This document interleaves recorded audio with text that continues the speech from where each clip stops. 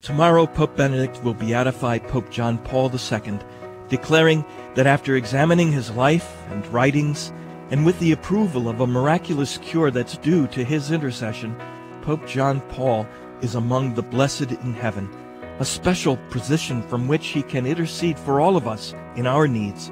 Hello, I'm Father James Kubicki, and I can't help thinking about how special it is that Pope John Paul is being beatified tomorrow. Why?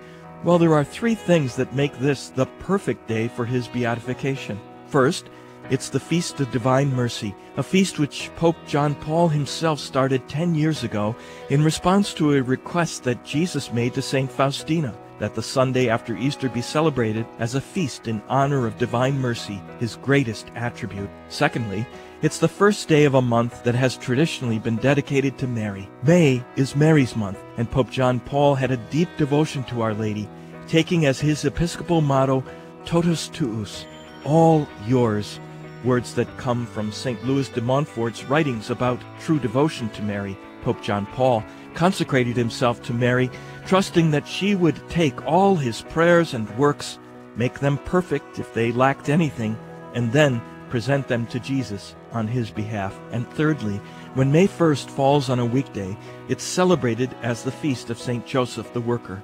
We all know how much Pope John Paul was dedicated to the workers of the world, and how he supported the Solidarity Labor Union in Poland when it offered an alternative to communism.